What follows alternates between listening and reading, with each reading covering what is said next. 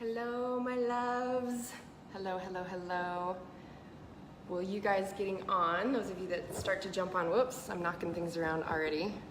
I would love to know if you can hear me okay. Just popped in the AirPods, want to make sure those are working.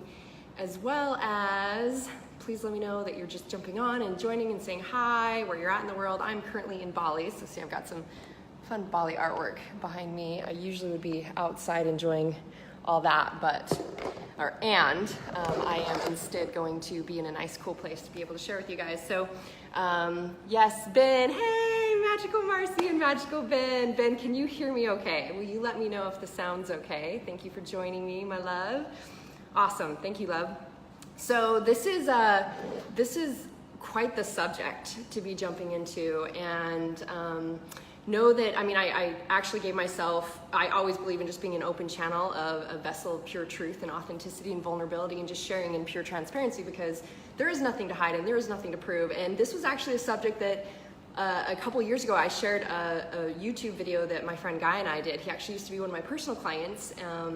And one time we just hit record and we started talking about, our journeys with ayahuasca and some different things. And at the time it felt like even a stretch to finally be like, hey guys, this is something that isn't that talked about, and it's way more prevalent, way more known in the last couple years, I believe, as we're all seeking more consciousness. Awesome, Ben, I'm so glad you're excited and you're here. I so appreciate your support. So anyways, this is something that, having come from my background, honestly guys, I was raised in a really strict religious environment, very much something that I got to question everything and still completely honor my family and the life that they're in, but it was a big stretch to even, wear a tank top, let alone, say a word that wasn't accepted. So this would very much be considered drugs. And I believe I'm here to bring a higher awareness of consciousness, and the only that we shift anything is through our consciousness. So I'm actually really excited to talk about that, and there might be some perceptions of what this being drugs, and there might be perceptions of people not having any idea what plant medicines are. I love all the peeps joining on. Guys, please tell me where you're at, where you're coming from, if you have any questions in particular around plant medicine. So this is gonna be fun, because my intention here is, I have some things that I actually, like I said, I'm usually just an open vessel, open channel, but I had a couple things I wrote down because this is such a subject, a wide subject, and I get so many questions around it, and it's been such a huge, massive part of my journey, made such a big difference in my life that it is what then I couldn't ignore to do with my clients. So I'll kind of try to share the spectrum, as well as even me doing it with my kids and what it evolved for with them. So I'll try to hit as many aspects to this as possible, and I did, like I said, kind of hit some bullet points for myself to remember. I want to give you guys more of a spectrum to this, and depending on how far we go, I am intending to do a really deep dive on this. Like I said, if we get to go even deeper and there gets to be more time for it on my show, on the conversations with Marci that are higher calling. These are where I'm having conversations that are, that are creating transformation, conversations to really remember who we are, and from one conversation, which I'm hoping this is a conversation that we get to have to allow us to see what's actually possible and how we get to heal ourselves. So who this is really for, guys, is yes, maybe you're like, what are plant medicines? Maybe you've been feeling the call to plant medicines. You're curious about it. Of course, we're gonna talk plant medicine. So, of course that might be, if you're feeling called to that, or some psychedelics. And what I want you to hear is, if you have a sickness, if you have an illness or a disease or dysfunction that you have not been able to cure or heal, if you have an injury, all of these things were things that I healed as a part of my journey, and plant medicines made a huge difference in that. There's more to the journey. If you're someone who's experienced deep trauma in your life, you've had some deep traumas and experiences that these core wounds that you have not been able to let go of, you don't feel at complete peace with, or have been able to, align to a different experience around. What I mean is really just being like, yeah, I love and appreciate that I had that experience, that it actually taught me these things. You feel complete peace with it. There's no more triggers around it. If you're still obviously having those experiences or those connections in your life, these deep traumas, these experiences, this is what's still ruling your world and your environment. So awesome, Ernest Ernesto is in Central California. Aw, say hi to all my California peeps back home. I love you so much. So glad that you're here. And then also, guys, ultimately, this is for, because the conversation isn't just about plant medicine, although that's been one of the aspects that has done a lot of healing. If you're someone who is seeking healing, which is your return or remembrance to your wholeness, if you're seeking your highest evolution and expansion and your ascension, then, you know, I truly hope that this conversation is for all those aspects of people, whether you really know what plant medicines or psychedelics are or have been interested in them at all. So I'll give you guys a quick kind of rundown of my results with plant medicine, and obviously we'll go deeper into this conversation, but I have I've been deep diving into the internal game for 20 plus years. And it was only, I believe, I don't live in a world of time, so sometimes I think something was like 10 years ago, and my assistant's like, Marci, that was like last year. Because there's just, like, I evolved so quickly. That, again, feels so old and foreign to me, that you know, what I'm in right now is you know, it just seems like such a long time ago. And so I was really like, wow, when was the first time I did plant medicine? And I think the first time that I actually ventured down to Colombia, where I did ayahuasca for, I did 5 journeys over 6 days, so 1 break in between. So I went dive deep, you know, on my first experience, which I want to kind of talk about the differences of ways to do this as well, was I think 4 years ago. It could have been between 4 and 5, but really, guys, so what happened is a really quick, you know, as I started to geek out on, not only I dove deep for years on the mindset and the inner game and, you know, feelings, but it really opened up for me when it really opened up to understanding what's happening in my body and clearing the cells and DNA activation was when I got introduced to plant medicine. So I've really geeked out on frequency and programming and you know, deep underlying patterns, epigenetics, your imprinting, everything that is creating your world. Because manifestation starts from the inner world. It does not start from the outer world. So your manifestation, whatever you're manifesting, is starting from your inner world. So as I geeked out on how to truly align the inner vessel, is when, you know, plant medicine really got brought to me. And in a nutshell, I mean, I went from healing long-term sicknesses. I had a knee injury that I had dealt with for almost, I want to say, 12 to 14 years before I had plant medicine, that was completely healed. I've healed my knee, which was always swollen and always had pain and always had problems.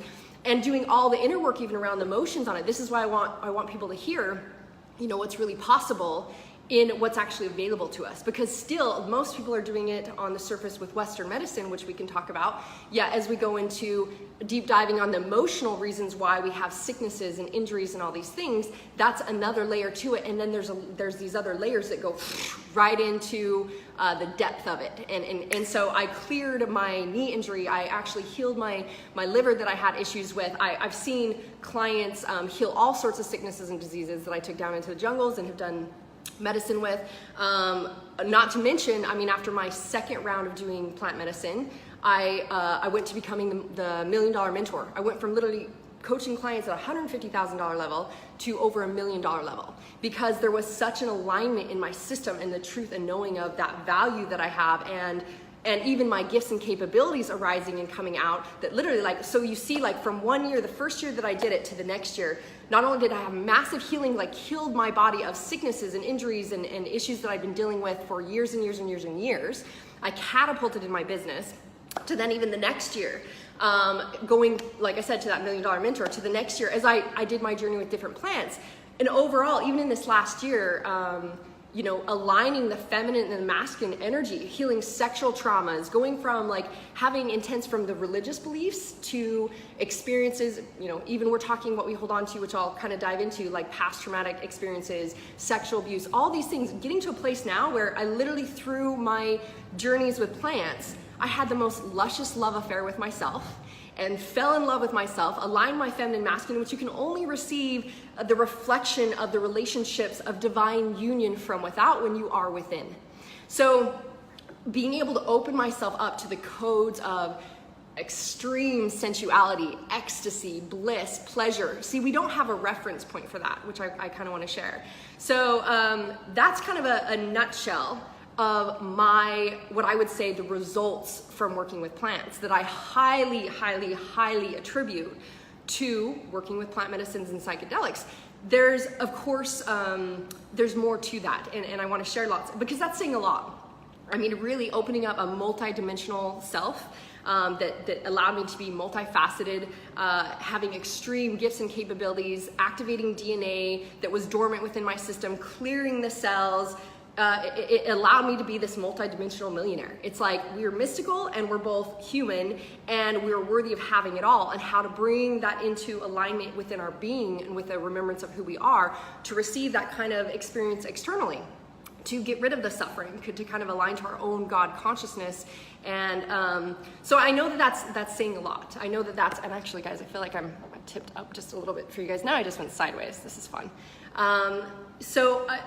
It is what I experienced though. And there are more things to, of course, the journey. I didn't just do plants, and I want to be very clear on when to use them, when you're called to them, the ways to use them. And so this is why I want to kind of go through a big spectrum with them. And please, along the way, if there's questions that you have, please ask. So let me think about this. So obviously, just extremely effective. This is the whole idea about plants, is that seeing that in my 20 years of doing deep dive inner work, in the last 4 years really of starting with plant medicines and psychedelics, how much my world catapulted and shifted. And from my own experience was that doing like a week of deep dive with plant medicine was like doing 20 years of processing work, like subconscious reprogramming, all the things that we even have access to now on the inner game with self-empowerment, which aren't just like ignoring it. We're actually going in and we're doing mental processing, and we're doing, work with energy and within our bodies and emotional healing and all these things. Like 20 years of that is what I equate to being done within a week of working with plant medicine and psychedelics. And so that might be like in a day, coming to something that's like 10 years of work.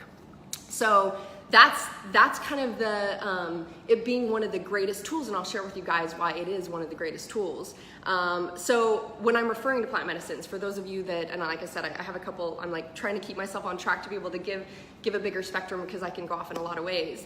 But what am I referring to when I talk about plant medicines? Because a lot of people might be like, I have no idea what you're talking about, and we might have labeled them as drugs, or there's all these images we put to it in society.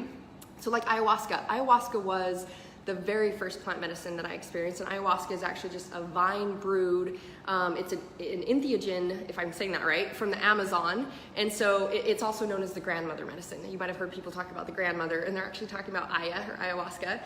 There's San Pedro, which is a powder made from a cactus. And guys, first off, I want you to hear and think about this. When you go into a grocery store and you look at boxes of teas, and there's, it's like, I'm trying to remember the one I used to do for liver detox before I healed my liver. It was like, milk thistle, right? So it's like you go into the grocery store and there's milk thistle, and there's this, and there's a plethora of teas for different things. For sleepy time, you get this, like a melatonin and da-da-da-da-da. All these things we have from the world it's like if you go back to indigenous tribes, and we're, what's been around for thousands and thousands of years is the plants giving us the effects to heal our system. So it's the same thing as if it's like there's all these herbs you would take for a cold, or you would take for a certain, symptom in your body, or you would take, like I said, the teas. These are the plants that I'm talking about, except for the most part have not either been well known and utilized, even though they've been around for thousands and thousands of years, as far as I'm talking about in our society, or the lies and the disconnects around them. So first I want to just kind of give you an idea and a spread of what they are, so that you kind of can put, for those of you that don't know, can put the labels together. So again, San Pedro is a powder made from a cactus. We call that the grandfather. Psilocybin mushrooms. DMT, or 5-MeO, is like a vaporized psychedelic, and it's made from tryptamine, so it's found in like a wide variety of plants, as well as in like one toad species. So it's just like if you were doing a psychedelic from plants, this is actually what DMT specifically is. Combo is a toad venom that is, when placed on the skin, actually creates a purging and a cleansing. Hello, Jillian. Love you, babes. Dallas combo. Yes, yes. Hape, which is, you know, something that I utilize quite a bit. Not like all the time, but it's like, it is definitely, I use it to cleanse and clear my cells. It's like why I move through and process things so quickly. And I'd be in these deep dive experiences like all over the world, in India with enlightened masters, and I'd do these transformational experiences in DNA activation, and I would see people literally suffer because all this stuff is coming up from their system and coming out and being removed. And I could use plants, I could use hape to go right in, do ceremony, clear my cells, and boom, it's gone. And I'm like light, and I moved it through. So hape is a tobacco mixed with sacred herbs. And again, it's a tobacco, so it's like a peyote. These are actually legal. Iboga or iboga, it can be called both ways, but it's actually a root from Africa. And this is actually used legally as ibogaine. You might have heard of ibogaine is to break addictions. Some very famous, amazing people and friends have talked about going and doing rounds of iboga for breaking sex addiction, for breaking addictions to drugs. Like, so in many places in the world, these things are used for these purposes to really heal the system and support our transformation through it. LSD. So LSD is a psychedelic. Sassafras, MDMA. I'm not going to get too much into depth. I'm just kind of giving you a list that as you hear these things, so like probably the most ones that are or misconstrued, marijuana, tobacco, because they're highly used. They're both plant medicines, but what's happened in our society is we've labeled and used these things as, or maybe we've used them unconsciously, which I'll dive into, versus consciously, versus for healing and versus for transformation. And every single one, guys, even if I know a lot of people who will use hape just as like clear their neural pathways and align to their crown, and open up their chakras and especially their pineal gland, etc., just to do meditation and whatnot. I see every single use with plants as very sacred medicine, very sacred ceremony to do healing work, to allow the transformation of what's the energy bound within, and to be able to heal from without. So what I want to first give you an idea and a perception around, and I shared this quite more in depth. The other day I felt really called to do a live training on the vortex creating your reality, which is your environment. And this not just being like, oh, I'm like the 5 people I hang around most. That would be the very simple surface answer or reflection or perception of what your environment is. But I actually dove deep into all the levels of your environment from everything in your system. So I would recommend that if you want to dive deeper on hearing what's really going in your body and your system, what's really happening. But I'll kind of just recap, okay? So it's like as we wake up every day, we are already familiar with the feeling of us. We're already thinking of the problems we have, projecting into the future of what we need to do based on our experiences in the past, and we're literally anchoring ourselves chemically and into our biology, into our past, into who we've been. That's one way that we're, neurologically recreating the circuits that are in our system. Thank you, Edgar. I'm so beautiful. I'll take that and I'll receive that.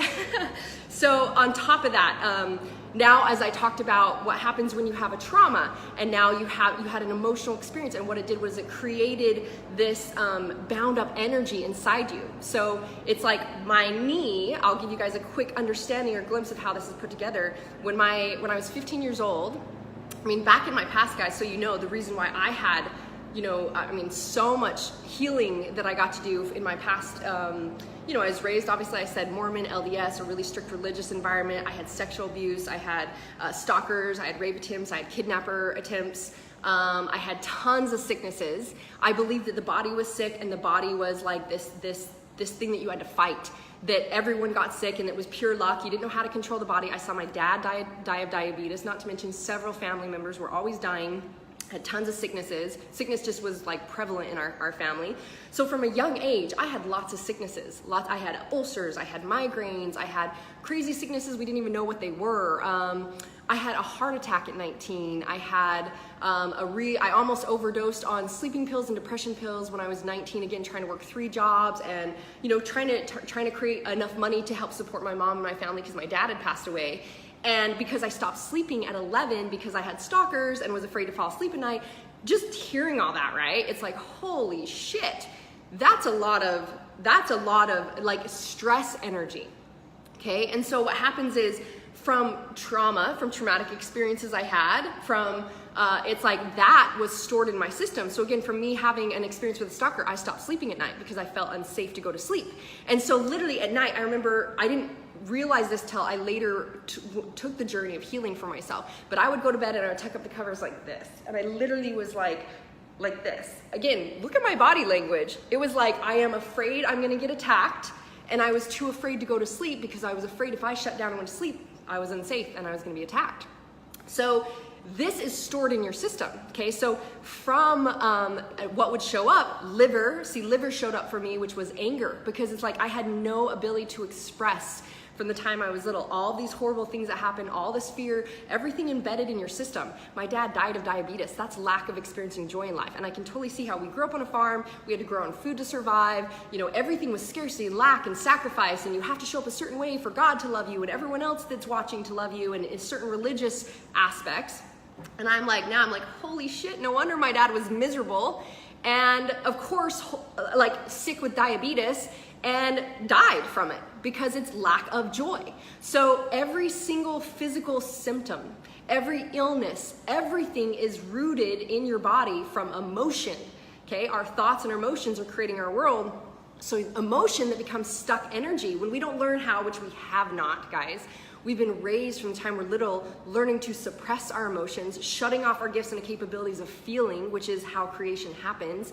And so as we've shut down our ability to feel, all of this stuff has just been piled on, layers and layers and layers and layers more. We've suppressed it.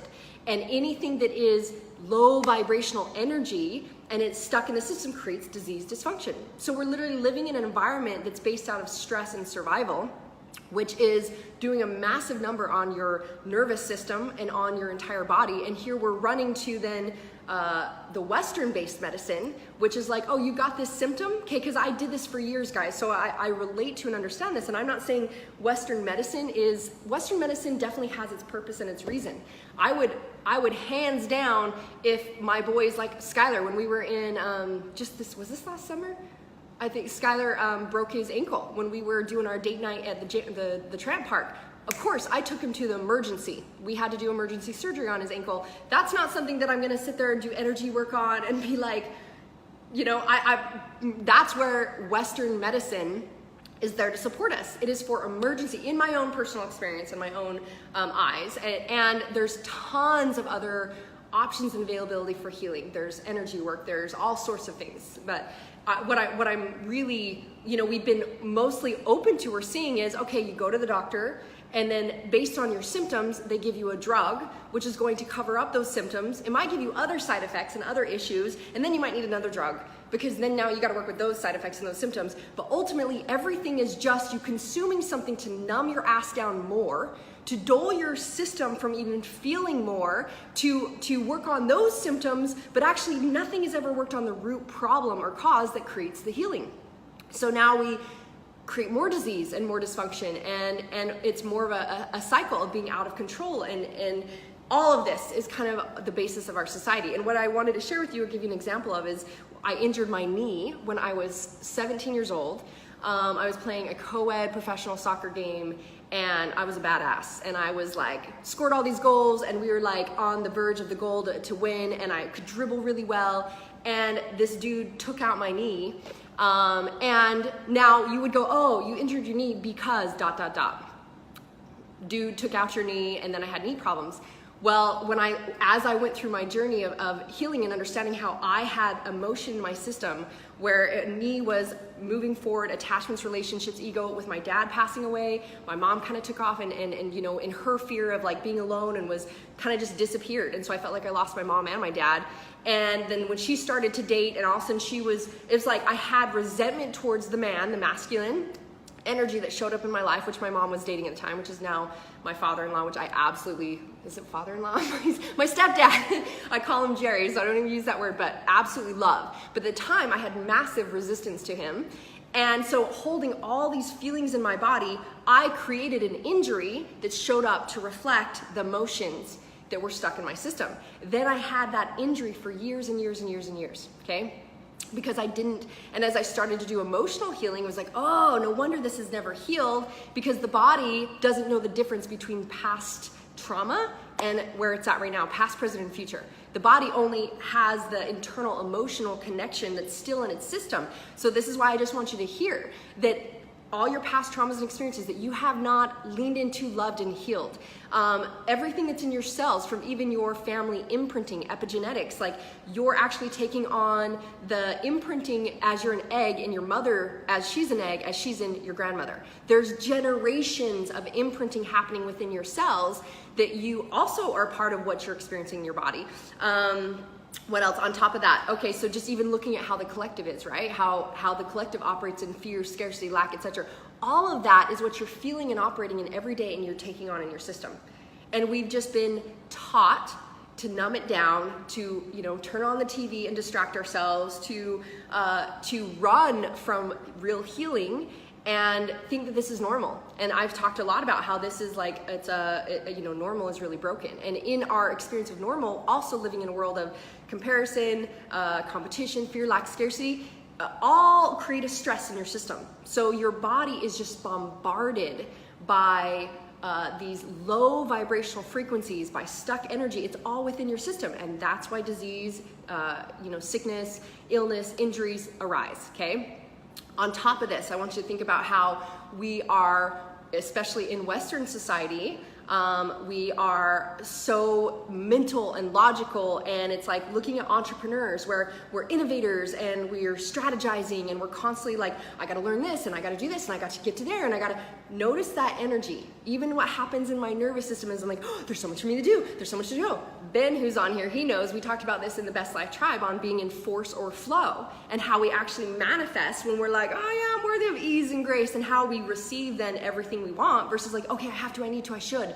All this low vibrational frequency. So even as we're very mind driven to get to a result and to do a thing, and we kind of we've been trained to bypass what's actually happening in our system, in our own consciousness, in our world around us, and seeing that everything in front of us is what's available for us, is there as our reflection of what's going on inside our world. So basically we become intellectual learners, and that's why we're looking through the lens of intellect versus getting back into our bodies and getting back into the state. So you guys still hear me okay? I appreciate you guys that are on. I love Jillian, my loves. Yeah, I just want to see if there's any other questions that came up around that. So guys, I mean, I did a real quick brief look at Western medicine, and like I said, this isn't to discredit any form of healing, because all things are available for everyone, and we believe that everyone has, is worthy to receive whatever, go about healing in whatever way they want to. I just want to bring to light in this conversation all the things we didn't know were available, and maybe where we've had some lies told to them. So I'm actually want to share with you guys. Let's look at, because the first time I even started talking about doing plant medicine, and I'm very much operating in a place of alignment with the universe. Like, I know the universe is my lover. I know that it always supports me and brings me everything for my grandest adventure. And as I learned to trust the process of life and what was available, the first time I got called to do plants, I got called to do ayahuasca, and I didn't know anything about it. Okay, so I didn't know a thing about it. I didn't know, what the experience would be like. And I was at the airport about to fly out to Colombia, and I remember someone saying, well, why are you going to Colombia? And I was like, oh, we're going, gonna go down and do ayahuasca. And they're like, oh, you're gonna die. And someone else said, oh, I'll hold your hair back for you. And I was like, I have no idea what they're talking about. And so I didn't allow myself to go, let me look at what society thinks, because I was following my inner truth. And I was following where I was being called. And so I realized as I started to talk about it, how much fear had been placed around it as also a drug, a bad thing. And that's why in the last couple of years, as I was like, hey, this gets to be talked about, and I'm willing to say this is what I do. And this has very much been a huge part of my healing and healing with my clients, etc. And from the environment I came from, again, guys, where like, it was like a really strict religious environment, there was, hey, are people gonna think I'm doing drugs? And that's what kind of part of the lies and the labels. And so I want to bring some context for you that medicine, what we're talking about, plant medicine has been around for thousands of years, a really long time. Instead, it's a very proven scientific to be beneficial. It's proven scientifically to be beneficial for healing your body. Like I said, iboga, even being ibogaine, used for healing you of addictions. These things are proven. Yet, unfortunately, the medical industry, like I said, Western society, knowing that if we have an idea, we want you to be addicted to drugs, as in prescription drugs. If you heal, you're not going to need the drugs anymore. So this is a part of what our society's created in disillusion to continue to seek and need substances. I'm talking about prescription substances and chemical drugs and processed drugs that we take to try to overlay our true root creation of it, and we focus on the symptom. So if we heal ourselves, there's a reason then all of a sudden you don't need a drug. So that's why there's a big disconnect in what gets approved and what is out on the market and a lot of the controlled evidence that gets put out. Again, you guys, you cannot believe everything. I want you to question everything. I even say, question everything for yourself. Question everything. History is literally just people's opinions that are not biased. That's history. Okay, and so when we just take in things and then there's been a control of what's put out there, and when truly everything to do with psychedelics and plant medicines has tons of actual science proving it be healing and cleansing and clearing to the body in so many ways. So I'm gonna share some of that with you, and that's why I actually have some things written down here that I want to make sure I touch on. But it's kind of like, you might have heard it as drugs or seen it as a negative thing because the powers that be and the kind of things that come out scare the fuck out of people. And I'll share with you where we get to be clear on how we utilize these beautiful divine allies of ours that are plants versus using it unconsciously, just like if we were to use marijuana to just zone out and not be here in life. Just like if someone was using alcohol, if someone was using porn, if someone was using the TV. All of these things are ways that we would use substances unconsciously to not take full responsibility of our life and what we're actually creating and what we're actually doing, right? So there's actually studies, and I wrote this down to make sure I told you guys, there's studies on LSD, which you can look up the studies on LSD, studies on DMT, and Jason Silva actually, I wrote down a couple things that he talked about with psychedelics, which you could look up on YouTube anywhere. Look up Jason Silva, psychedelics, DMT, plant medicines, but scientists and researchers actually started studying LSD for its healing effects back in the 60s and 70s. And it's like barely now is this stuff coming to the surface because it's been so hidden and underground. And what they found was that we realized, can you guys hear the geckos? I have geckos in my space up there in the vaulted ceilings. So what we found was that it actually gave us a massive opportunity to shift consciousness. So these are some things that I wrote down that Jason Silva said that I absolutely love. So I'm gonna actually read these for you guys. He talked about a system or a company called MAPS, which is Multidisciplinary Association of Psychedelic Studies. Okay, so this isn't just me talking out of my ass. I'm here to just actually share with you guys what my experience has been. I always believe in, I'm just here to share my experience, my authentic, transparent, vulnerable experience, all the shit that's been my beautiful gifts of shadow to transmute to light and gifts. I'm just here to share with you what's worked for me. And there's tons of other things that, I mean, again, question it for yourself, but this is so that you can tune into some of the other voices and some of the other things that are speaking to the truth around this. So anyways, he talks about MAPS, the Multidisciplinary Association of Psychedelic Studies, and how they're a think tank for exploring these medicines and psychedelics as a tool for interpersonal transformation. Okay, so a psychedelic, he calls it a psychedelic renaissance. It's talking about psychedelics as well as plant medicines, cognitive technology that has been used for thousands of years and studying the potential of these tools. That's what they are based around. So there's people actually committing the research of how much these change our consciousness and how much these give our inner perspective. So then he even talked about Timothy Leary, which you could look up Timothy Leary.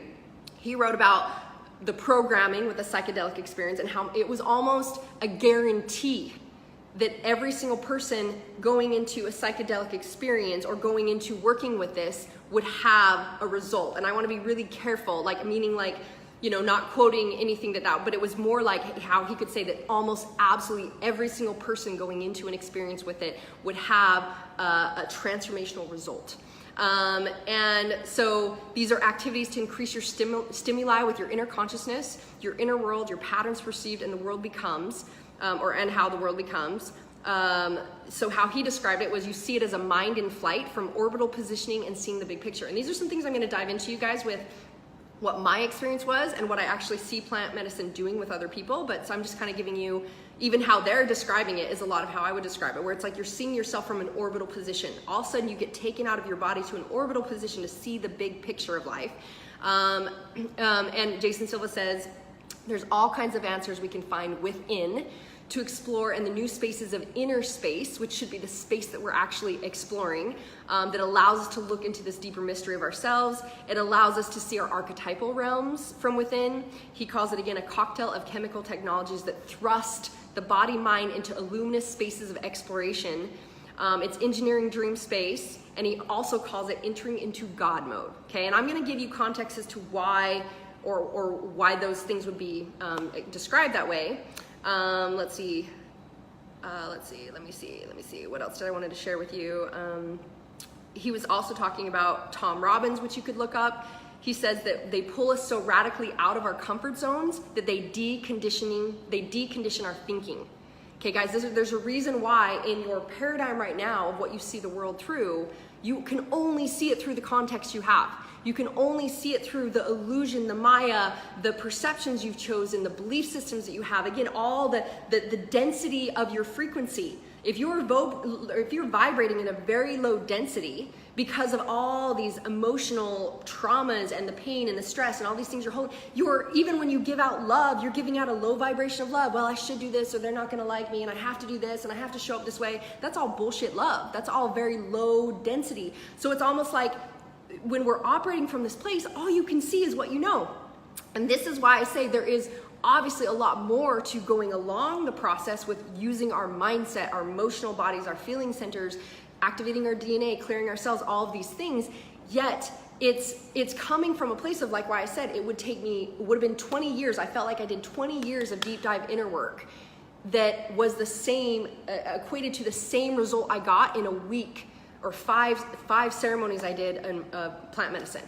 And it's the same thing I've seen with my clients, where they will have such a drastic shift in some plant medicine experiences versus all the years or all the time, I mean years they were working on issues and traumas, and we were deep diving into things, which we are going to still be doing these things to fill in the gaps. This isn't to say just go run off and do medicine, which I'll create some clarity, but you can hear why people are saying this is the experience, is that you radically get pulled out of the comfort zone that you know is your internal representation, and you decondition your thinking.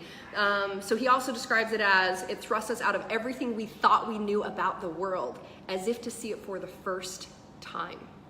Wow, super cool. It creates new synaptic connections, and they change our context. So obviously, Jason Silva talks about psychedelics are tools. It dissolves separateness, which again, anytime we think I'm separate from someone, something, we create resistance energy. Resistance energy is blocking manifestation, so that you know, to clear that up. There's a reason why we're talking about allness and oneness, and we want to become connected to all things. All as I clear any emotional disconnect in my system, if I had a pain from the past, again, it's like I can't even imagine people being scary or mean or hurtful, where in the past, remember, I was afraid of people. I was afraid that I had stalkers, rape attempts, kidnappers. I attracted all that. As I've healed all that, there's no, I need to worry about people. I got to be afraid of people, which is separateness, okay? Which is holding me in an emotional prison. It's keeping me in separateness. And so it's saying we dissolve all the separateness, even yourself, from the ability to manifest, because you are energy. And when you think you're just this body and you're just this mind and you're just in this thing right here, you're actually in a very low vibrational consciousness.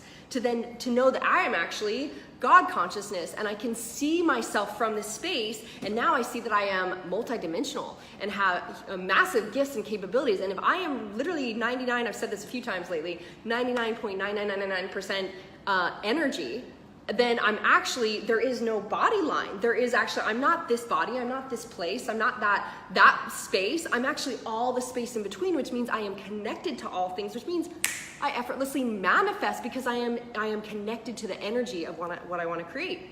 So that's why we dissolve separateness. So studies that talked about LSD, guys, and this is where I'm going into the stuff that I wrote down. Make sure I give you more of the evidence other than just my own experience. So LSD, they did a study actually with LSD with engineers that they put them on LSD and they had them work on problems that they'd been stuck on for 6 months. And they said they had unbelievable breakthroughs. And why? This is because, first off, guys, so you know, as I really started working with plants, it's like I remembered my connection, my consciousness to my tribal lineage, to the plants, to the earth, to Gaia. All that became so much stronger because I realized how connected I was to everything. And it's because the plant medicines, they have a spirit that you enter. That's why I called San Pedro the grandfather, San Pedro the grandmother. But that you enter into a direct experience with this spirit and this intelligence. So think about, the wisdom of the earth, of Gaia, the wisdom and the intelligence in the plants. And guys, if you really want to go into a place that you probably have never even thought of with plants, when I have a video on this somewhere. The last couple years as I did my Ascension Adventure retreats in Damanhur, Italy, and in Europe, because we did intense DNA activation, esoteric healing, cellular cleansing. We went into very sacred spaces and did portal work and activation work. Thank you. Candy says, it's so good. I love you, dear. Anyways, as there was something that they were in tune with was the energy and the liveness of the plants. They figured out a way to put an electromagnetic wire on the plant leaf, and it actually would respond to anyone walking by. Literally, it was connected to a door. They tried this thing where it would walk up and it would open the door for people. They have evidence of this. There's showing literally it playing different music. It's making its own music and playing different music every day. Like, this was coming from the plants. They just hooked up a wire to a speaker and the plants were singing music. The plants were talking. So where we've had this idea that they're just plants. I don't know where you are in the space of your realm and connection to plants and to Gaia. To me, like, I know there was a time in my life where I didn't really understand that and connect to that as much. And now it's like, I think about what psychedelics actually do. And before I came to this place, I remember walking outside one day and there was this little insect bug, and it was like in the pool, and it was like going down. It was about to go down, and I walk out and I was like, oh, hey baby, and I grab it by its wings and I pull it out, and it reminded me of being on psychedelics, of being on plant medicine, because it's like here all of a sudden, like, we're just this thing in this ocean that we don't even realize is an ocean. We don't even know how to, we don't even see the big picture. And here I'm this giant that just walks in like God consciousness. It's like, boop, here you go. Boop. And it's like, whoa, what's possible? Just, it's just seeing and realizing that what happens when you actually work with plants is it scans your inner environment.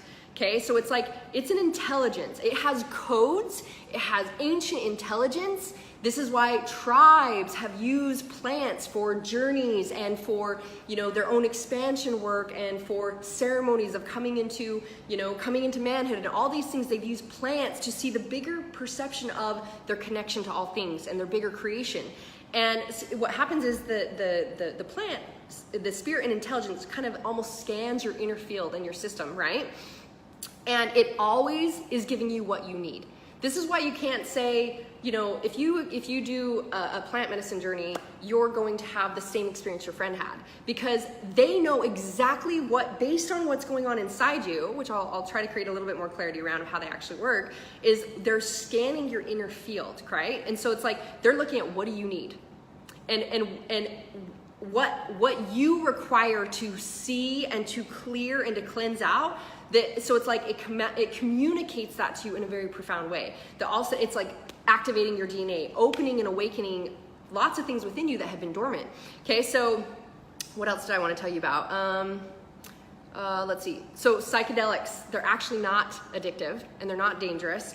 They're actually what we would describe medicine as doing is it gives you the message and insights as where you're still blocked in your inner work, so it allows you to then dive deep into those while also still being in control. And this is something that I know there's so much fear for people around, like, if I do a psychedelic, if I do a thing. My experience with with medicine is that I could pull myself out at any time. I could pull myself out at any time. If anything, I was teaching my clients as well as myself, was committed to how to stay with the medicine, how to continue to breathe and lean into it and allow more and more. It's like, how much more can I receive? How much more joy can I experience? How much more? Like, we literally get to train ourselves to even in asking yourself in behavioral ways, guys, how can I experience more joy right now? See, we've trained ourselves to just be focused on what we don't want to be experiencing instead of actually asking the questions and moving into the healing modalities that expand us into remembrance of how much we can love, how much we can see, how much we can receive. And which is when we see ourselves through the worthiness of our own God consciousness, okay? So this is where I wanted to go with, I'm gonna use Terence McKenna. I wanted to share this because Terence McKenna did a speech around drug addiction. And he says, what is an addict? And so this is where people are so worried about if I use, and again, remember, we're using them consciously versus unconsciously, just like if you were to go to something else outside of you. And I love that he uses this because he brings it into perspective. So he says, so he's talking about, like, what's an addict? What are we really afraid of being an addict? And thanks for the hearts, guys. You guys are amazing. Appreciate that. So he says, what we consider an addict is someone who has an obsessive behavior pattern that is unexamined and causes them to return again and again to the same source of or stimulus without ever cognizing or examining why. So in other words, unexamined behavior is what is alarming about drug addiction, because it's unexamined behavior, okay? Now, it's like you look at an addict and they behave like they're obsessed. There's like a desire, a need for something, okay? So think about it this way. I love that he put it this way. Well then, the greatest drugs we've experienced in the 20th century is television. It's propaganda, it's consumerism. Because the way in which we consume is absolutely amazing. He said the most intelligent of us are the junkies through and through when it comes to media. Well, he says media makes you stupider and stupider, but we get so addicted that he says the average watches 6.5 hours a day. We start to learn to shut down our ability to have creative responses. We're less able to tell what is real and what's not. And so imagine if this drug had been, or if a drug had been introduced after World War II, just like television and consumerism did, and the average American was consuming this drug for 6.5 hours a day.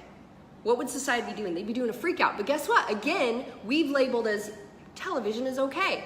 We've labeled sugar is okay. Sugar is actually more addictive in your system than cocaine.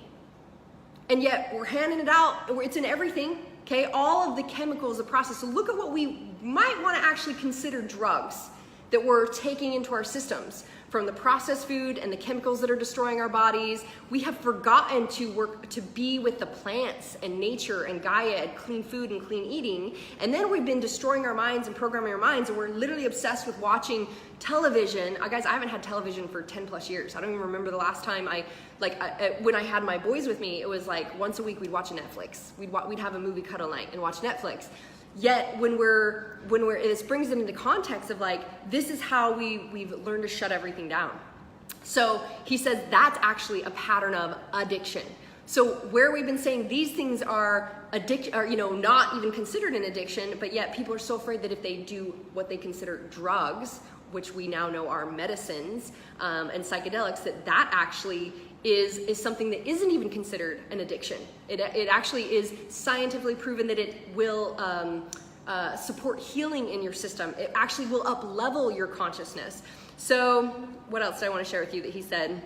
He says, if the evolution of consciousness is not the way to get rid of our problems in society, then I don't know what is. But see, everything we're doing in society is dumbing down our consciousness. It is creating more separation. It is suppressing who we are and our feelings and our emotions. So psychedelics, he says, psychedelics were originally described as consciousness expanding drugs. And that was the phenomenal logical description of what they were. That is literally how they were described. That was the logical description of what psychedelics are and plant medicine. So he says we need to intervene in our own psyches, because look at, again, as I shared with you guys in the beginning around your environment, look at what we're bombarded with and everything that's happening from the time you're little. You're raised in this domestication, in this conditioning, etc. So of course, until you're willing to lean in and take action on your own healing and intervening with your own psyche, what you have been taught, everything is just what you've learned. It's not who you are. And the greatness around this is we can deprogram and destory, and of course through all the mindset and the patterns and behaviors that we're going to be doing as well, we are learning to operate as a highly evolved being. We're learning to operate in a different way. Yet, how do we magnify or clear that out of our system and intervene with our own psyches? And that's what he's saying. He's like, we literally don't have the luxury of not doing this anymore. The only way to create the healing in our world is through intervening with our own psyches and up-leveling our consciousness. So he says we cannot afford the unexamined obsessive behavior pattern that leads us into response the moment someone leans into our territory, insults our heritage. This is what's happening in the world. And it's like defense mechanisms, again, separation. It's because we're not operating from a higher level of consciousness. We're not operating from a creative intelligence of creating solutions and healing and connectedness with the world. So the other thing I love that he said is shamanism is using plants to balance and control what is otherwise an extremely violence-prone neurotic species, and the price we pay when the symbiotic relationship to the rest of nature is interrupted and we lose our bearings. So he's talking about, how shamanism is actually a balance and control of our behaviors that we've learned. And so we hear shamanism, and most people don't even have an understanding. It's really working with plants. It's really working with the medicine that we have to allow, again, the plants have an intelligence to receive these codes. So I think those are most of the things that I really wanted to share with you guys around some external perceptions. Let me just see. Let's see. Also, just another way that it's described is putting, he says that we should definitely be putting the chemicals and enzymes from the natural environment, which are plant medicines, and from the earth into our bodies. And that creates, this is what's really cool, it creates a seamless web that unites us to the purpose of our planet. And as I talk about what happens with using plants and how you almost get to see through a greater mind, seeing the connection to all things, because he says psychedelics are compounds that are bearing information. They're pheromones from the body of Gaia, that by us attuning ourselves to them, we create a larger purpose of nature. It fits ourselves into the picture, we have a purpose, and so this is what I want to share around that, is it reminds me of how after, I think it was one of my experiences, how what opened up in my capabilities and my DNA activated the gifts within me. See, again, it's like cleansing the illusion.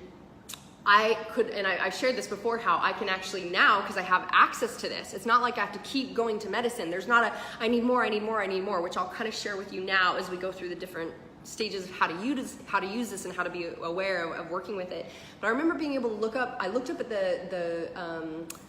just the sky, okay? And I could now see the cosmic grid, meaning I saw the web of energetic lines and frequencies all connected. I saw stars communicating with each other through energetic lines. I saw them lighting up and having communication, and I could actually tune into the communication. I saw light language. So it's like, when he's talking about it connects you to a web, and Jason Silva was talking about it creates, it connects us or dissolves our separateness. See, all of a sudden, as I became more and more aware of, again, how everything in my body was connected. Everything from every emotional experience, every trauma, every limiting belief, everything was showing up in my body, everything was showing up in my world. Every person showing up was for a sacred contract, for a reason to teach me what I got to learn. All my shit, my shadows, my DNA map, everything that I chose in on for my experience of all my humanness was there in front of me, all connected, a bigger divine plan for me to actually heal and love, to then evolve to my light consciousness, being a light body within my system. The more that you guys cleanse and clear yourselves, the more light you are. Okay, so just even being able to connect to the universe and energy, like I talked about before, the ability to manifest, because I'm connected to all things. So I'm gonna keep you guys. I have still so much I want to share, and I don't even know how long we've been going, but I'll keep being in it with you, and we'll dive as deep as we can, because this is the main thing I want you guys to hear is we say we want healing. right? Like people complain every day about their sicknesses, their diseases, their injuries that won't go away, all the shit that's happening in life, what they don't want. And yet we're doing the same shit. We're stuck on the same cycles. We're stuck in the same hamster wheels. You say you want healing, but are you willing to go beyond the box of what you've been told and programmed?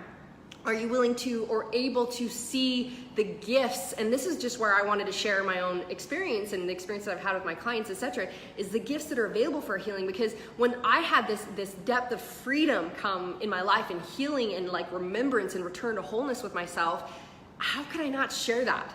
It became like I couldn't just do mindset and I couldn't just do, emotional training and all these other things that were connected to healing on a level, again, where I can only see life through the lens of the perspective and the reference points that I have. I knew I had to share. I got to share. So this is why I created my whole Ascension Adventures company.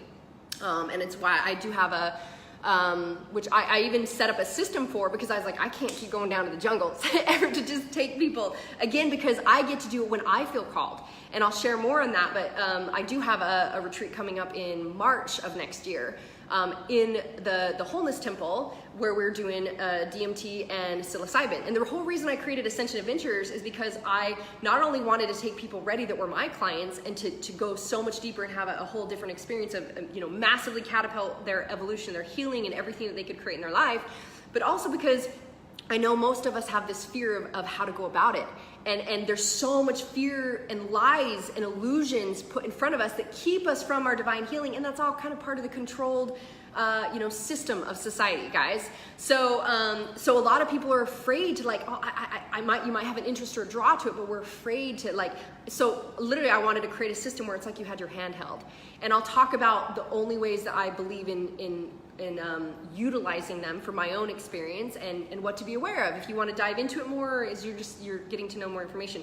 But mostly I want you to hear that there's options for healing available. It's just, are you open to allowing yourself to do something that is outside the box? And actually, it's what's keeping us in the same cycle, the stuff that we have been doing. And really, when you also understand that where the wounds are, guys, I love this quote and this understanding. If you really hear this, your wounds are where the light enters you. So the wounds aren't to be closed off and then hold all that stuff in and suppress. The open wound is literally the space for the light to enter, the healing to happen.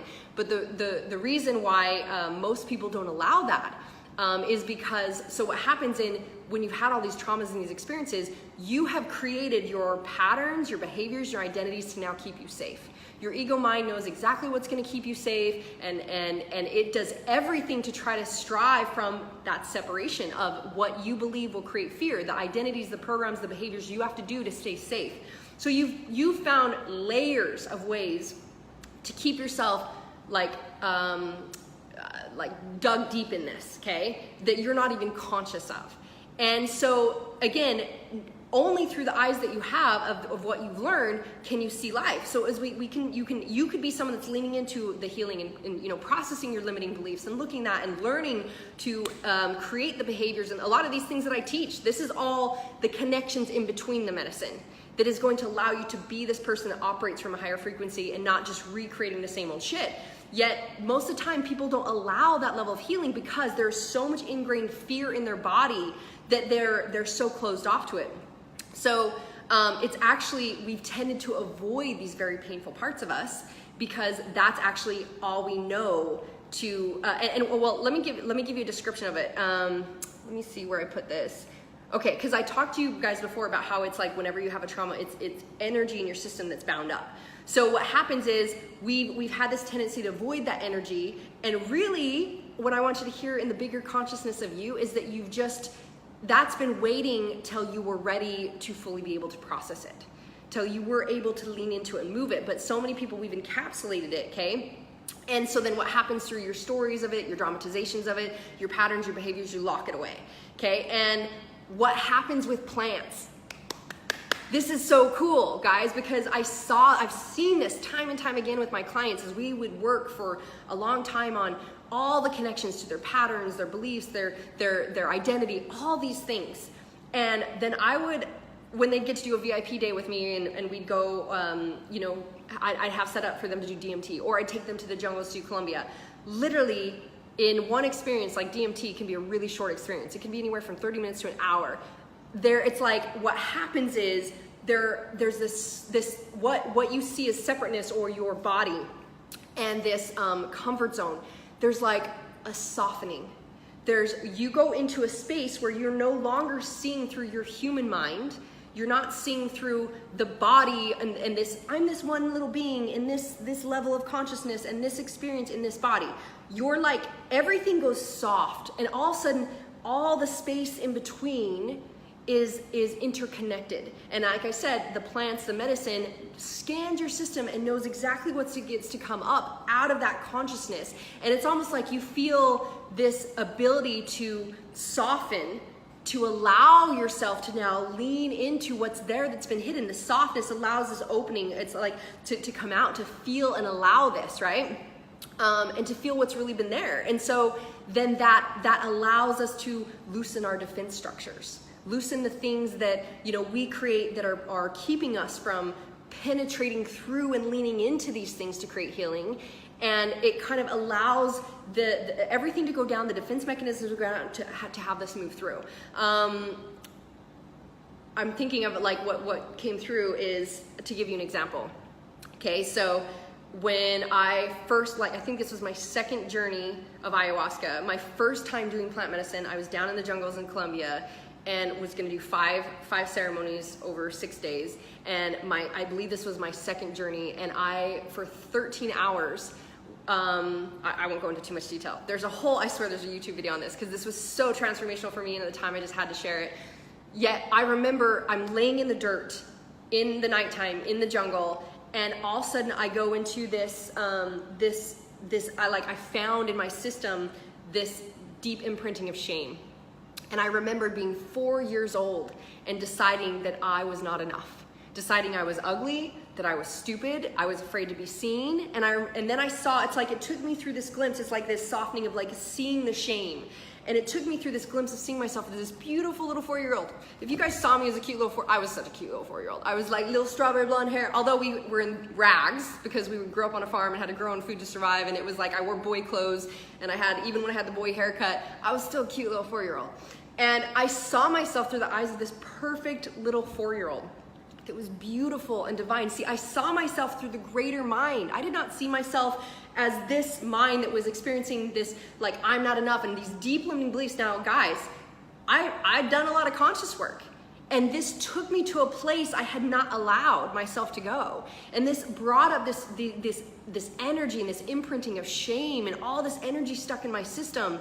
And I saw myself as a 4-year-old. I saw myself decide I was ugly and stupid and I wasn't enough. And then I saw how it transmuted into my life. I saw myself walking through the halls at school as like a teenager, and literally wishing I was in an invisible cloak, like hating myself and wishing that I would be hidden. And then I saw how I'd shut down all expression of myself and wanting to be seen. Again, I was raised even in an environment that was like very much like you do what God wants you to do. Didn't really have an opinion, but I shut down all of my abilities. And then I saw how even at my dad's funeral, when I was 15 and my dad passed away, how I didn't even cry because I literally couldn't.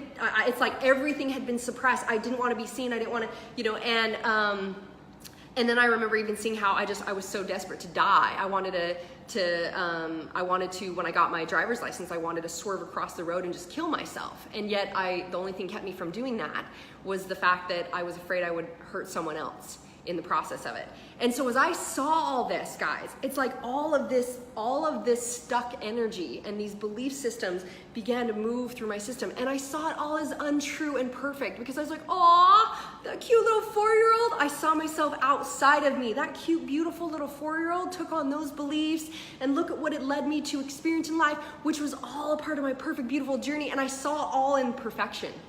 And I saw it all as like untrue, that I could ever still continue to hold on to those painful beliefs or stories because I saw them as untrue. I saw myself as a perfect divine being who just simply chose these experiences and took these things on and allowed that to move through. I mean, in the same, and that's just one, I mean, that was like an inkling of even that ceremony. Like there was so much that happened in like I said, it's like a massive shifting of your consciousness and your experience. And so even in that same week, I remember I had, you know, being a body mind mentor on TV, and I'd learned to create health in my life. There was still, again, these deep emotional sicknesses and injuries. The knee was something I healed in that very first experience with plant medicine through that first week. But I remember having, before I went down, I had to go to a doctor to do something to create some investments and different things for my boys and my wealth portfolio, and so they had me go through like a what do you call that?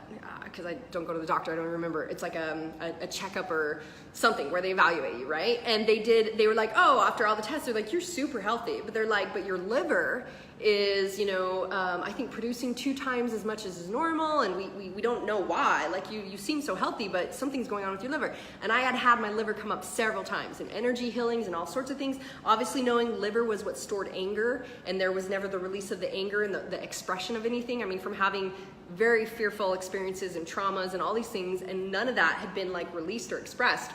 So down there in the jungles was when, and this is again why I go to very sacred spaces, is that I felt, it's like I was in this state of like, again, this total softness and this total experience of receiving the intelligence and the codes of the universe and seeing life from the, just like, it's like being in the cosmic field, the cosmic mind, being connected to all things, seeing it from that light, and seeing yourself not only as this being that is so big because of who you really are, you see out of light, but also so small, and that I'm so a part of something so much bigger. I'm not just this stuck little thing. And I felt, all of a sudden I felt all this, you know, like hands on my liver and this stuff happening in my liver. And I thought it was one of the, so I had the shaman, and there was her daughter that does a lot of like other healing work, and I thought she was putting her hands on me, and I cracked open my eyes, and she was like 10 feet away, sitting there just watching me, just, you know, watching and holding the space. And later I had asked her, I'm like, did you heal my liver? And she was like, they healed your liver, the plants healed your liver. And I went back and got tested, and my liver was normal and fine. That's just like one of the many amazing miracles of my own experience, not even all the ones that I'm sharing. But the reason I want to give you guys this understanding of what actually happens, that can't happen when we just do the same things. Even when we're doing the conscious work of self-empowerment, we're doing it through the mental programming. And as I talked about, like what we've learned, and we're learning to break down the perceptions and the stories, but we don't have a reference point for anything bigger. And so we're doing all this work in between, but what happens when you utilize the plants and the psychedelics, it's like we're finding the fractals within us. Okay, so it's like the fractals, again, when I had that experience of shame, and shame being the lowest vibrating energy, guys, this is also why my business catapulted, my body healed, everything shifted massively, even after my first round of plant medicine. And because these fractals, these parts of our wholeness, think of it as you have these traumas, these experiences, and it breaks it up to be a fractal. It's like you give your power away. And even when you do healing work, it's like you're actually bringing these fractals back to be a part of you, back to wholeness, and you're also returning the fractals of anything that you've ever done to hurt or harm anyone else. It's actually like we're just returning back to wholeness. We're bringing these fractals. So again, shame and blame, 4-year-old, I'm bad, I'm never enough, all these limiting core wounds, beliefs that we all take on. And what happens is I become a fractal being instead of a whole and complete being. And now I'm operating in a deep energy, even still vibrating through my system is an energy of shame, which is blocking manifestation. It's the lowest vibrating energy, okay, is shame. So now as I saw that from a greater mind, a cosmic mind, and I allowed the softening to feel safe with it and actually to see it for what it was and to love it. And guys, I'm like doing like this is the masculine and the feminine. This is the balance of like the universe, and it's brought it together that it like returned it back to wholeness for me. That peace was reapplied into my life. So I want you to think of it as it's like what we lost and fragmented, we're actually bringing back to ourselves. So we're also seeing ourselves, as I described, through a higher state of consciousness. I like to call this God consciousness, the divine mind. You're not seeing it through your mind. It's actually Saint Germain, which is an ascended master, which is, again, one of my unseen teachers. Again, all the things that I've opened up, from just like mindset to emotional body clearing to the realms that I operate in now has been through up-leveling my consciousness and activating my DNA. And Saint Germain even, what was my point? Saint Germain. Oh, Saint Germain talks about this, and he talks about seeing yourself through the divine mind. And that only as you see yourself through the divine mind, actually I swear I have this. Let me see if because I want to quote it. I love Saint Germain. He's one of my favorite Ascended Master teachers. See if I have this, because I don't want to slaughter this for you. I'd written this down somewhere when I had my stuff on Saint Germain. Anyways, I know he talks about, oh, here it is. You are God consciousness, and when you know this, you are not that mind, you are the divine mind. And you would be free of, you would be free of suffering and one with bliss, when you know that. So he says, when you know of being the divine mind, you become free of suffering. You become free of suffering and you become one with bliss. This is why my journey evolved to bliss state consciousness, super flow consciousness, working with high-level leaders that were like, created these, had lots of good to do for the world, but they were still in force and fight versus operating in flow. Again, knowing like this peace with the universe, aligning their feminine, their masculine, being able to be healed and know that peace is my highest priority. See, when I know that I am this, highly evolved divinity, and I can see myself through that divine mind, and I've had now an experience and a reference point of this, okay, which you can't see through when you're operating in a different space of consciousness, then what happens is I align with bliss. As he says, you free yourself from suffering, you become one with bliss, because of course, when I see myself from that mind, I'm worthy of bliss. I am absolutely worthy of peace and ease and flow and bliss. Jillian, thanks sweetie. She's saying, I love hearing about your experiences with sacred plant medicines. I know, I recorded every single one. I swear there could be a book on mine, but I'm glad some of these are coming through to share with you guys. But the other thing that he said as a part of that is coming to this knowing. This is an ascended master. Coming to this knowing is coming to freedom in all of your being, because manifestation is God frequency consciousness. And he's, that was it. So anyways, what I wanted you guys to hear is what is actually happening is we're seeing ourselves through a higher state of consciousness. You see yourself from the divine mind versus the mind of you as this human being and having the experiences that you've had. The other thing I want to be clear on is that you create a reference point. Okay, so I talk about and I teach a lot about internal representations and how a lot of times as I'll dive deep with clients or people that I'm working with, my tribe, etc., on their limiting beliefs, is we find the reference point and the connection that created the decision, that created the belief, that creates the patterns, the programs. We see all these connections, and so it's like you have a reference point for something. Okay, hopefully I'm still recording because it looks like I got some internet stuff showing up. It's all perfect. It'll work out perfectly. So when I talk about how do you allow yourself to go, I'm worthy of feeling and experience all this bliss and money effortlessly showing up because I'm worthy of being fully supported. Of course, like the most divine, amazing relationships. How can you, if you're not vibrating that and feeling that, because again, manifestation starts from your internal world, not your external world.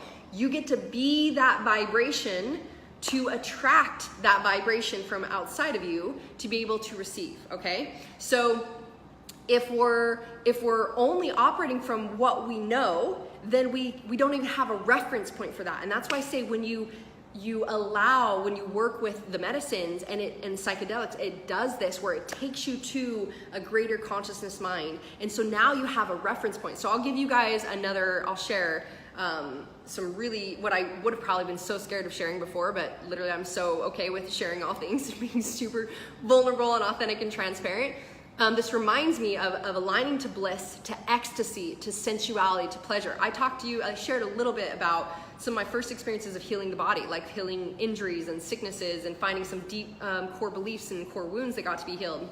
So even like in this last year, and through each one of those, I had experiences where I had the connection of the dark energy that got to be purged. And one of my favorite, one of the greatest experience of diving into deep sexual pain and energy and aligning to bliss and ecstasy was my work with DMT.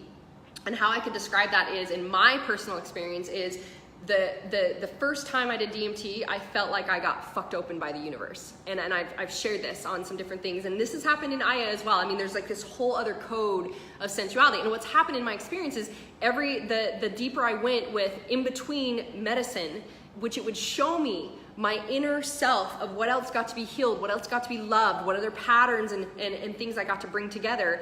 And then as I'd go back into, you know, when I felt called to do another medicine and that would happen, it was like finding those next layers.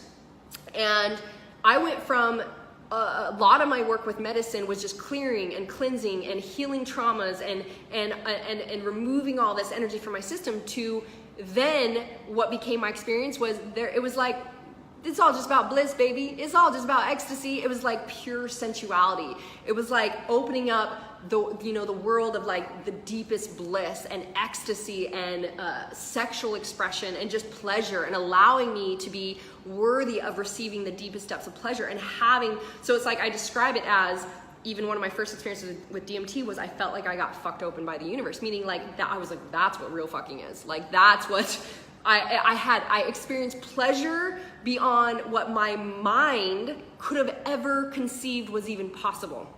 I experienced ecstasy beyond what there was no framework for that.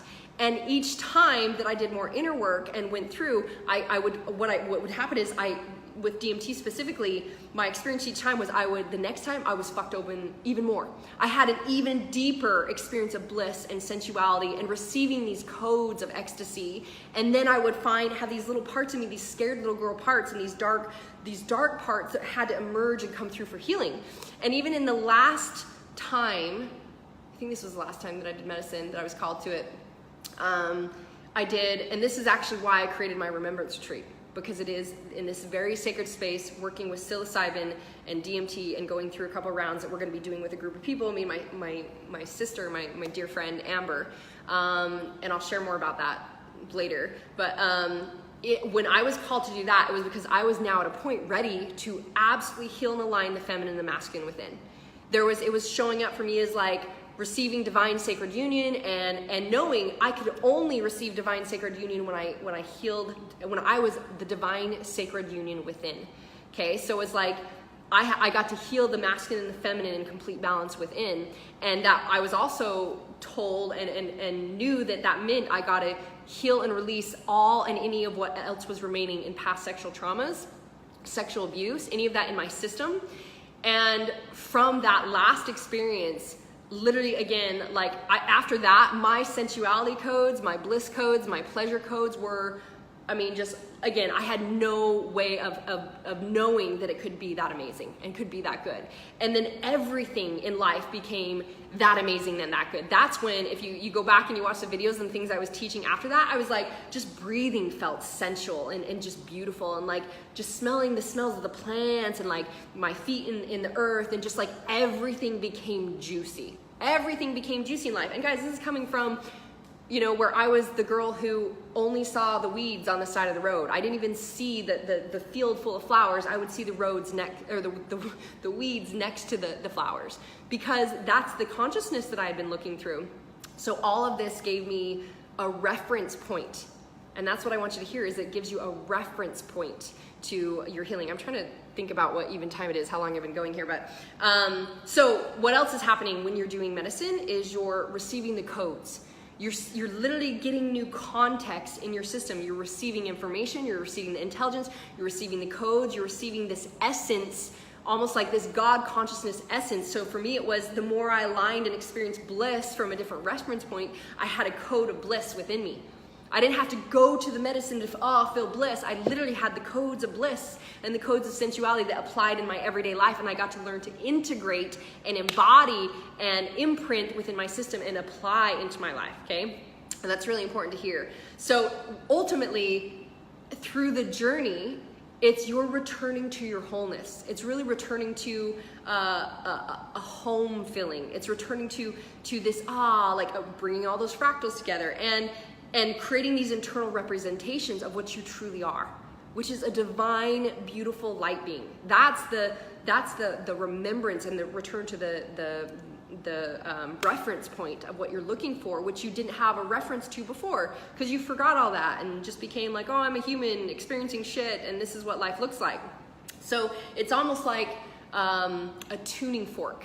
Okay, Amber actually calls it this. I love the way that she puts this. And if you watch our, if any of you are interested in the March retreat, there's a couple videos we did, and we talked about plant medicine and just even the way she describes it, because this is like her genius. This is like what she does is she works with people and dives deep. And she talks about it being like a tuning fork, that it's really like opening the space and it's allowing us and the medicine to be used as a tuning fork for you to come into greater levels of your consciousness and greater levels of humanity. So then what that does is letting that evolution occur is what that does, is it brings back into space for you what you get to tune into in your life to become congruent to now the new frequency.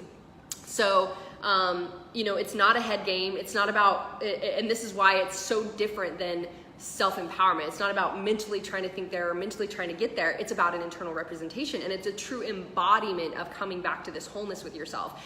And the other thing that I want you to understand is it's like wisdom is experiential. Wisdom is this wisdom is happening in your body, then you're vibrating that frequency. So just imagine, again, guys, as I shared with you all the things that I had in my system before, the more I've cleansed all that out, what's really happening is I'm just remembering who I am. I'm remembering that I'm God consciousness. I'm remembering that I'm a divine light. As I'm experiencing this from my body, this wisdom within my system, this intelligence codes and all this remembrance within, and I'm clearing my system, all of a sudden it's like my sensory tracking system, my neurological system, all of these things are containing light. And even if you look at how I described before, like entrepreneurs and, stress and the collective, what's happening is everyone's running around with a very low life force energy. If you notice, they're even shallow breathing, and instead of life force energy, because that actually comes from within our bodies. And so when we also get to understand that the healing and the learning is not a mental game, it is actually an experiential game. And this is why for me, as I started to experience plants, I became such a big advocate. That's why I created Ascension Adventures. I became a huge advocate of experiential training. I can do all the deep dive work with my clients and people in between, but this type of experiential training, it's like, I always say, if you want to become a swimmer, you can't just read about swimming and, process why you might be afraid of the water. This is how we've been doing it. Let's think about this. Let's talk about this.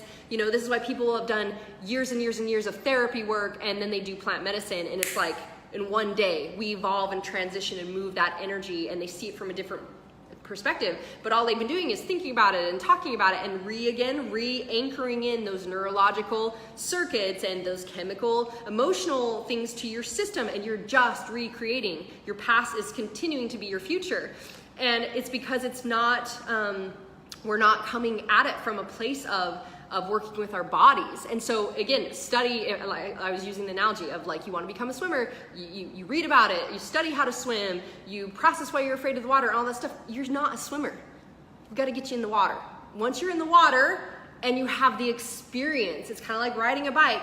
Literally, you're receiving the codes, you're remembering the intelligence, you see it from a different perception of life. All of these things are available to us, and yet we get to come about it a very different way. But it is such a big part of our healing. So really, it's a return to your connection to yourself. And what I want you to hear again is that it simply is to give you the messages, the insights of the inner work that you get to do to allow you to then create those changes. So, and this is, it does allow you to be in control of going through the process, where I know there's a lot of fear moving forward. So just think about when we do all that, what actually happens for us to then move forward in our lives is that you have a cleansed system.